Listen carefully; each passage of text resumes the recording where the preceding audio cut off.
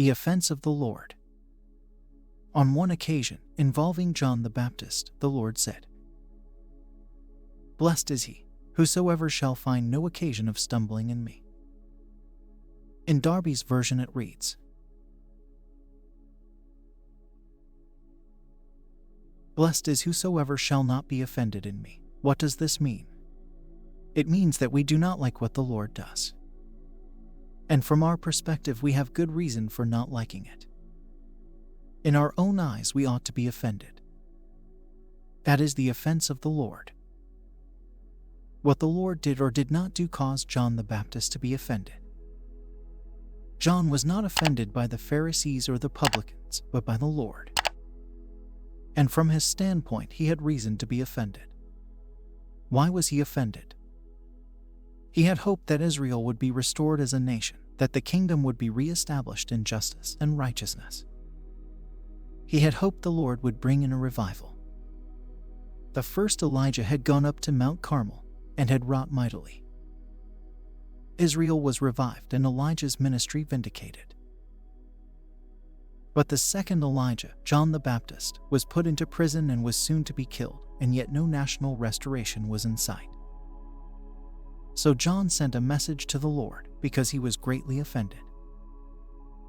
He thought, "If I am not to accomplish anything, then surely you, Lord, are to do so. You ought to do something." Couched in a sting of rebuke, John's message to Jesus was, "Art thou he that cometh, or look we for another?" He wanted something done by the Lord by which to demonstrate who he, John, was.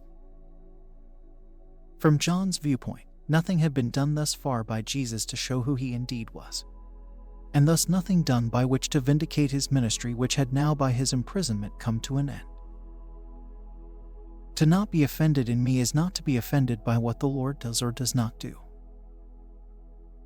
We feel the Lord does not do what we want, what we feel he ought to do, that he does not vindicate us. Are we pleased with the way of the Lord with us? This is not just a matter of knowing and doing God's will, but a matter of whether or not we like his ways. Often we can do God's will, even though we may do it weeping. Even so, we are offended by the way he does things. We are offended with his way, his road, his method, and so forth. And thus it would seem as if we have a legitimate reason to be displeased. This has nothing to do with our Lord's dealings with our flesh, our sacrifice, and so on. For such dealings are on a far lower plane. But I am here speaking of those who have been brought to a place where the whole heart is for God, such as was the case with John the Baptist. We have sought to know his will, we have sought nothing for ourselves. We only want glory for God alone, and yet, in many of God's ways with us, we are disappointed. For example, we have come to a great difficulty, and yet no way through is opened up. We are ill and expect him to heal us, and yet we are not healed. We are weak, and yet no strength is given. We are short of money, and yet no money comes. It seems as if God does not measure up to our expectations of him. When such happens again and again, this is what we call the offense of the Lord. Many people lack the qualifications to be offended by the Lord. On the contrary, their fall is because of the flesh and the world. When the Lord seems to disappoint them, it is they who have been wrong, and they know and ultimately acknowledge it. Not to be offended in the Lord is the highest and deepest form of discipline.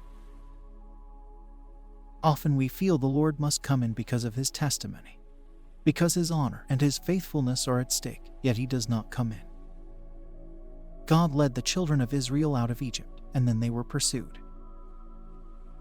They got to a place where they were shut in by the enemy from behind. Mountains were to the right and left, and the Red Sea was in front. But then God opened a way through the sea. So whenever we too get to the place where we are shut in, we always expect God to open a way through for us. Yet often he does not do so. The prison gates do not open. The money does not come. The situation is not dealt with. Nevertheless, just here lies the test.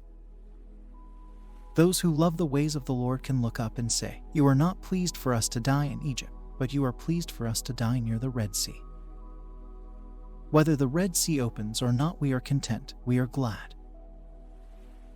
Madame Guyon once said, "I believe God more than His word."